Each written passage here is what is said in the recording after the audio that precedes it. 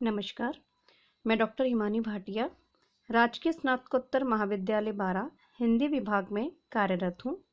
आज मैं आपको बीए तृतीय वर्ष में द्वितीय प्रश्न पत्र में भारत दूरदर्शन नाटक की पात्र योजना के बारे में बताने जा रही हूँ। इससे पहले वाले अध्याय में हमने भारत दूरदर्शन के परिचय, उसकी पृष्ठभूमि और उसके कुछ विभिन्न तथ्य और कुछ प्रश्नों के बारे में आपको जानकारी दी थी। आज हम आपको भारत दूरदर्शन में बताने जा रहे हैं। आज का जो हमारा विषय है वो है भारत दूरदर्शन और हमारे चर्चा के बिंदु हैं भारत दूरदर्शन में नाटक की पात्र योजना, दूसरा है संवाद योजना की दृष्टि से भारत दूरदर्शन। तो सबसे पहले हम देखेंगे कि भारत दूरदर्शन में नाटक की पात्र योजना। पात्र परिकल्पना की दृष्टि से अगर हम देखते हैं तो भारतेंदु हरिश्चंद्र विरचित भारत दूरदर्शन शीर्षक नाटक एक विलक्षण प्रयोग है। उसके 6 अंकों पर हम दृष्टिपात अगर करते हैं तो स्पष्ट होता है कि इस नाटक में कुल 19 पात्रों का नाटककार ने चयन किया है, जो इस प्रकार से हैं। प्रथम अंक में अगर हम लेते हैं योगी, द्वितीय अंक भारत निर्लज्जता आशा, तृतीय अंक में भारत दुर्देव सत्यानाश फौजदार, चतुर्थ अंक लेते हैं तो रोग आलस्य मदिरा अंधकार, पंचम अंक में अगर हम लेते हैं तो सात सभ्यजन और षष्ठ अंक में हम लेते हैं तो भारत भाग्य। इन पात्रों में भारत दुर्देव सत्यानाश फौजदार और भारत भाग्य भारत दूरदर्शन नाटक के मुख्य पात्र हैं। शेष गौण पात्र हैं। भारत दूरदर्शन नाटक के पात्र योजना की यह प्रमुख विशेषता रही है। किस नाटक में अगर हम देखते हैं तो जहां भारत और भारत दुर्देव, भारत भाग्य, सत्यानाश फौजदार और उसके सहायक रोग आलस्य मदिरा अंधकार इत्यादि प्रयुक्त हुए हैं, तो इस नाटक के 5वें अंक के 7 सभ्यजन पात्र अपने वर्ग के प्रतिनिधि चरित्र के रूप में चित्रित हुए हैं। ये पात्र जहां यथा नाम तथा गुण को सार्थक करते हुए दिखाई दे रहे हैं, तो वहीं वे नाटककार के उद्देश्य पूर्ति में भी सहायक सिद्ध हुए हैं। अब हम देखते हैं कि इनके मुख्य पात्रों का हम इसका यहाँ पे आपको बताने जा रहे हैं कि इसके जो मुख्य पात्र हैं उनका विवेचन हम आपको यहाँ बताएंगे। तो सबसे पहले इसके मुख्य पात्र थे योगी।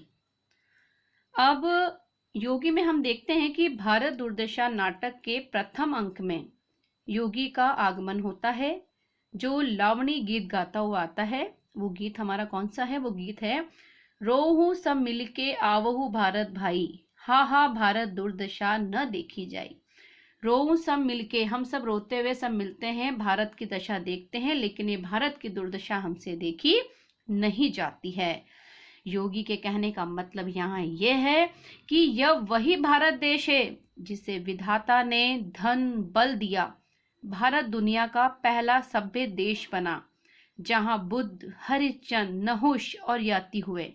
राम, कृष्ण, भीम, कर्ण, अर्जुन की छटा से सुशोभित इस देश में चारों ओर मूर्खता, कलह, अविद्या, दुख, आलस्य, महंगाई, टैक्स का साम्राज्य है।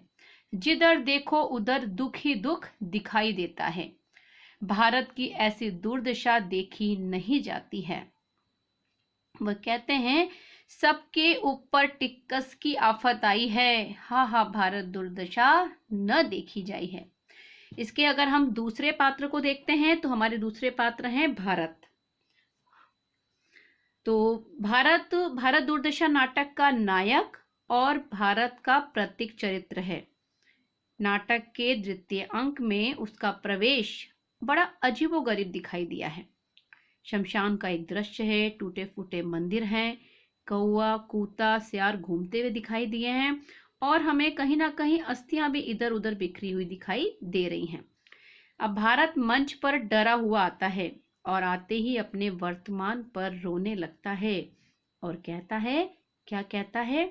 वो कहता है मातः राज राजेश्वरी विजयनी मुझे बचाओ, अपनाए की लाज रखो।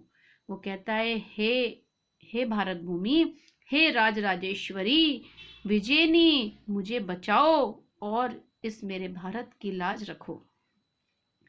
भारत अपनी योग्यता, अपनी सभ्यता, अपनी उद्योग उदारता, धन बल, सत्य आदि का स्मरण होकर दुखी होता है और जयचंद जैसी पामर संतानों को कोसता है। वह स्वयं को बिल्कुल अकेला महसूस कर रहा है, असहाय महसूस कर रहा है। उसको ऐसा लग रहा है जैसे अब उसके पास कोई नहीं है, वो अकेला पड़ गया है इस दुनिया में। आज उसे कोई अपनापन देने वाला नहीं है और वह बहुत ही अंदर से दुखी है और करुण शब्दों में कहता है, को नहीं पकड़त मेरो हाथ, 20 कोटि सूत होत फिरत में, हाय हाय होए अनाथ। आज मेरा कोई हाथ नहीं पकड़ रहा है, आज मुझे ऐसा लग रहा है कि आज मैं सब जगह से अनाथ हो गया हूं। भारत निवेदन करता है कि मेरी दुख गाता कोई नहीं सुनता, दीन बना मैं इधर उधर डोलता फिरता हूँ, दीवारों से अपना माथा टकराता हुआ। जैसे जैसे दिन बीतते जाते हैं मेरी विपदा भी बढ़ती जाती है। सुख के अवसर समाप्त होते जाते हैं, कोई साथ नहीं देता, दुख के सागर में मैं डूब रहा हूँ। हे नाथ मेरी रक्षा करो, मुझे उबारो, मैं ऐसी भारत की दुर्दशा नहीं देख सकता हूँ। भारत अपनी दयनीय दशा पर इतना दुखी होता है कि वो बेहोश होने लगता है। तभी निर्लज्जता प्रकट होकर उसकी दशा देखकर आशा को पुकारती है और दोनों अचेत मूर्छित भारत को उठा ले जाते हैं। भारत अंत तक मूर्छित ही पड़ा रहता है, या यूं कहें कि भारत की मूर्छा मृत्यु में परिणत हो जाती है। इसका जो तीसरा पात्र है वो है भारत दुर्देव। भारत दुर्दशा के नाट्य विधान में भारत दुर्देव पात्र एक समर्थ खलनायक या प्रतिनायक के रूप में उभर कर सामने आता है। उसका पर्दापण नाटक के तीसरे अंक में होता है। जैसे हमने आपको बताया है कि भारत दुर्देव जो है वो भारत दुर्दशा का तीसरा पात्र है हमारा, और वो आते ही सबसे पहला क्या काम करता है, वो आते ही सबसे पहले भारत को ललकारता है और कहता है, कहाँ गया भारत मूर्ख, जिसे अब भी परमेश्वर है और राजेश्वरी का भरोसा है। देखो अभी इसकी क्या क्या दुर्दशा होती है। भारत दुर्देव नाचते हुए गीत गाता है, कोड़ी कोड़ी को करूं मैं सबको मोहताज, कोड़ी कोड़ी को करूं मैं सबको मोहताज, भूखे प्राण निकालूं इनका तो मैं सच्चा राज। भारत दुर्देव उसकी इस वाणी से, उसकी इस पंक्ति से ही आप लोगों को बच्चों समझ में आ रहा होगा कि उसके अंदर कितनी गलत नीति थी, वो कितना गलत सोचता था। वो वास्तव में खलनायक के लायक ही था। कोड़ी कोड़ी को करूं मैं सबको मोहताज, वो कह रहा है मैं एक एक कोड़ी, एक एक पैसे के लिए, एक एक चीज के लिए लोगों को मोहताज कर दूंगा। भूखे प्राण निकालूं इनका, मैं इनके भूखे ही इनके प्राण निकाल दूंगा, इनका सब कुछ छीन लूंगा तो मैं सच्चा राज, तभी मैं मानूंगा कि मैंने इस भारत भूमि पर सच्चा राज किया है। इन सब बातों से बच्चों अगर हम देखते हैं तो हमें ऐसा महसूस होता है कि भारत दुर्देव स्वयं को राक्षस कहता है, और बिल्कुल सही बात है ये।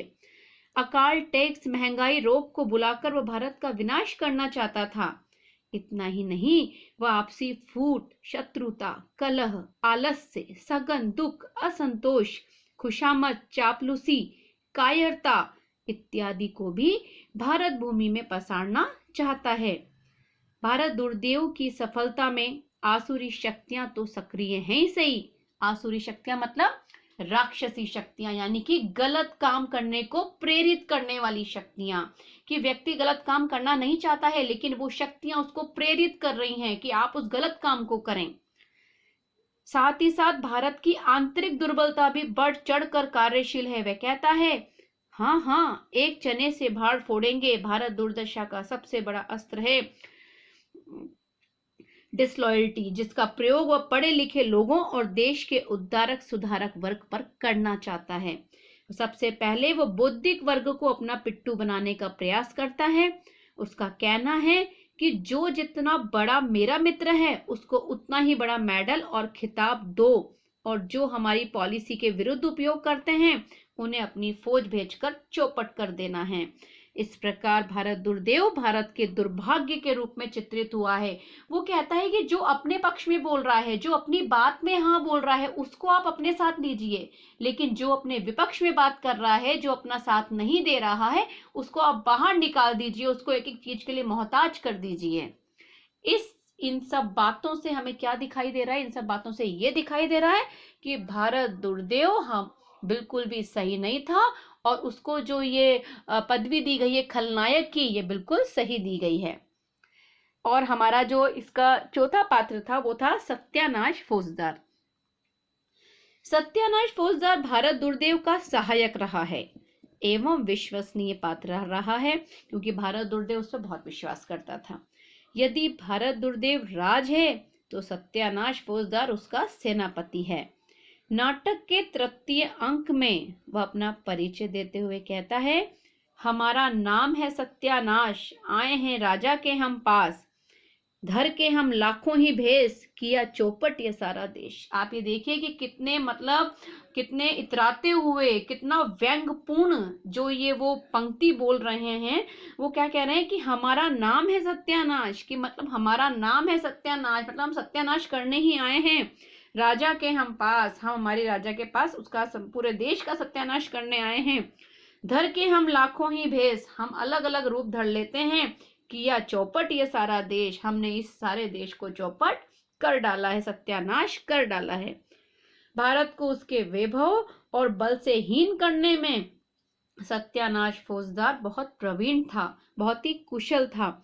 वह कभी जयचंद बनकर विदेशियों के लिए हिंद के द्वार खोलता था, तो कभी धर्म की आड़ में लोगों के अंदर छुआछूत भेदभाव फैलाकर भारतीय समाज को विखंडित करता था। वह कल बल छल से सबको परास्त करता था। सत्यानाश फौजदार अपना शौर्य बखानते हुए कहता है कि फूट, दाह, लोभ, भय, उपेक्षा, पक्षपात, हठ, शोक, निर्बलता, 1 दर्जन दूती और दूतों को शत्रुओं की फौज में हिला मिलाकर ऐसा पंचामृत बनाया कि सारे शत्रु बिना मारे घंटा पड़ के गरुड़ हो गए, और फिर अंत में भिन्नता आ गई। कहने का मतलब ये है, उन्होंने लोगों के बीच में लोभ का, लालच का, शोक का, हठ का, पक्षपात करने का भय इतना ज्यादा उत्पन्न कर दिया था कि लोग एक दूसरे को मारने को उतारू हो गए थे।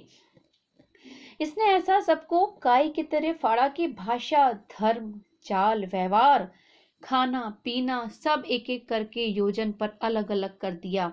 अतिवृष्टि, अनावृष्टि, कीड़े, टिड्डी और पाला ने भारत की कृषि व्यवस्था को सत्यानाश कर दिया, आहत कर दिया। बीच में नील ने भी नील बनकर अच्छा लंका दहन नहीं करा।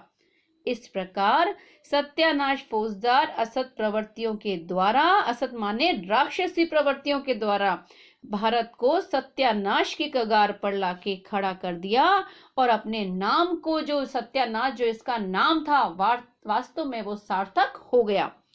भारत दुर्देव के जो अन्य सहायक पात्र थे वो थे रोग, आलस्य, मदिरा, अंधकार। भारत दुर्दशा नाटक के चतुर्थ अंक में रोग, आलस्य, मदिरा, अंधकार जैसे पात्रों का आगमन होता है, जो भारत दुर्देव के आज्ञा पालक पात्र थे। ये पात्र भारत दुर्देव की आज्ञा पा भारत को घेर पर बदहाल करने का काम करते हैं। रोग अपनी प्रशस्ति का गान करता हुआ कहता है कि त्रैलोक्य में मेरा प्रभुत्व है, मतलब तीनों लोकों में मेरा साम्राज्य है। नजर, श्राप, भूत, टोना, तन्मन, देवी देवता सब मेरे ही नामांतर हैं। रोग कहता है कि मेरे ही बहाने ही भगवान अपनी लीला संपन्न करते हैं।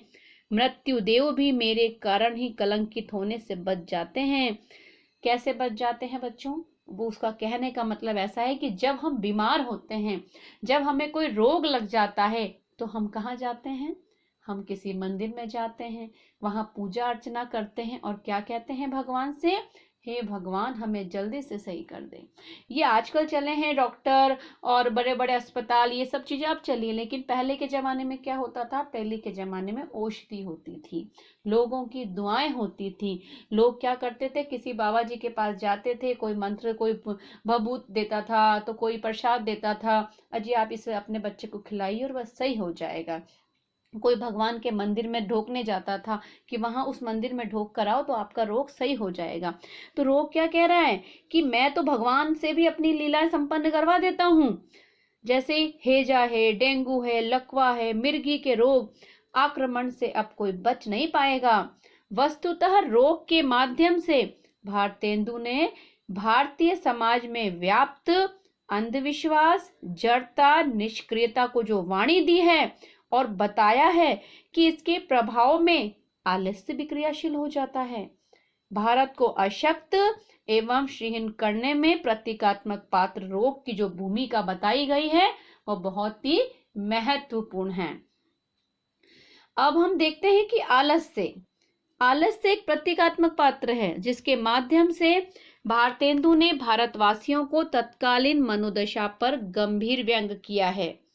आलस्य जीवन का मूल मंत्र बताते हुए कहते हैं, दुनिया में हाथ पैर हिलाना नहीं अच्छा, मर जाना पे उठ के कहीं जाना नहीं अच्छा। मतलब आलस्य देखिए उस व्यक्ति के अंदर कितना आ चुका है कि दुनिया में वो हाथ पैर नहीं हिलाना चाहता, वो चाहता है कि उसको हर चीज उसकी जगह पे मिल जाए, मर जाना पे उठ के कहीं जाना नहीं अच्छा। वो इतना आलस हो गया है कि कोई मर जाए तो भी वो उठ के जाना नहीं चाहता है। आलस्य कहता है कि किस जिंदगी के वास्ते तकलीफ उठाना, मजे में हाल मस्त पड़े रहना, सुख केवल हम में है, आलसी पड़े कुएं में वही चैन है, फाके से मारिए पर कोई काम न कीजिए। अब आप बताइए कि वास्तव में हमने भी देखा है कि जब हमारे अंदर आलस आ जाता है या हमारे घर में कोई ऐसा व्यक्ति है जो सारा दिन सोता रहता है, पड़ा रहता है, तो हम उसको क्या कहते हैं? अरे तुम तो बड़े आलसी हो, तुम तो कभी कुछ नहीं करते हो। तो आलस्य कौन सी श्रेणी में बताया गया है? सबसे बेकार श्रेणी में बताया गया है कि जो व्यक्ति आलस्य करता है वो कभी भी आगे अपने उन्नति अपने जीवन में नहीं कर सकता है।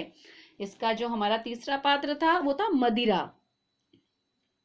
मदिरा में भी क्या है कि भारत दुर्दशा नाटक में एक प्रतीकात्मक पात्र बताया गया है जो आत्म प्रशस्ति स्वर में कहती है कि मैं भगवान सोम की कन्या हूं। प्रथम वेदों ने मधु नाम से मुझे आदर दिया है, फिर देवताओं को प्रिया होने से मैं सुरा कहलाई हूं।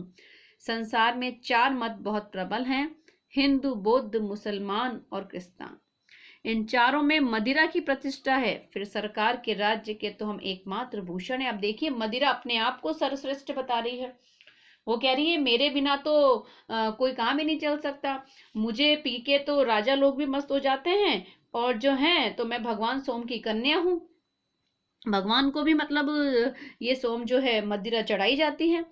अब मदिरा क्या कह रही है कि मदिरा आशा व्यक्त करती है कि जब भारत में अंग्रेजी राज नहीं रहेगा तब भी अंग्रेजी शराब रहेगी, क्योंकि जगत को बनाने वाले और पालनकर्ता तथा बौद्धिक वर्ग के मद्यपान से भारतेंदु बहुत ज्यादा चिंतित थे।